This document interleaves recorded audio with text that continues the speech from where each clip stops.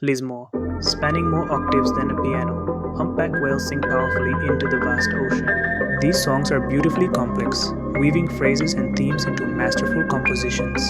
Blue and fin whales richly fill out a bass section with their own unique versions of song. Together, these three species can create a marvelous symphony in the sea.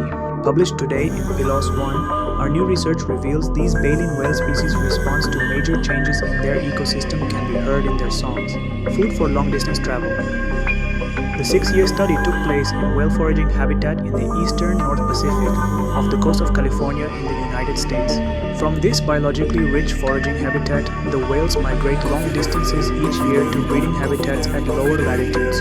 They eat little to nothing during their migration and winter breeding season, so they need to build up their energy stores during their annual residence in foraging habitat. This energy, stored in their gigantic bodies, powers the animal through months of long-distance travel, mating, calving, and nursing before they return to waters off California in the spring and summer to resume foraging. The whales eat krill and fish that can aggregate in massive schools. However, their diets are distinct. While blue whales only eat krill, humpback whales eat krill and small schooling fish such as anchovy.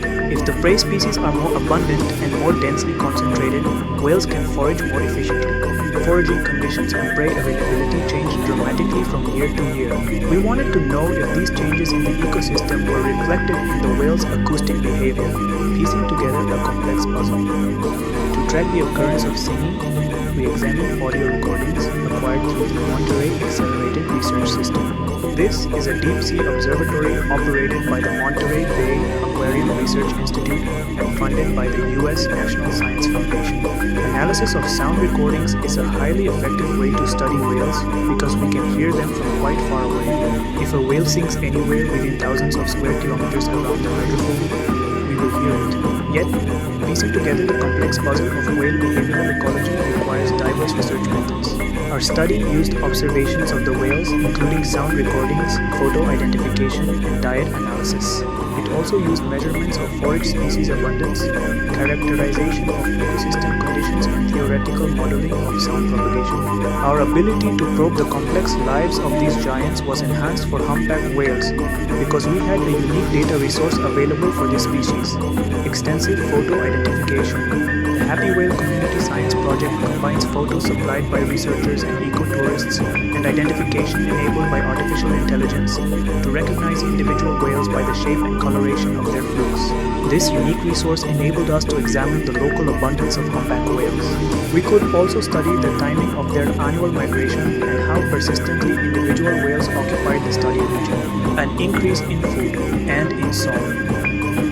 The study began in 2015 during a prolonged marine heat wave that caused major disruption in the foraging habitat of whales and other animals throughout the eastern North Pacific. All three whale species sang the least during the heat wave and sang more as foraging conditions improved over the next 2 years.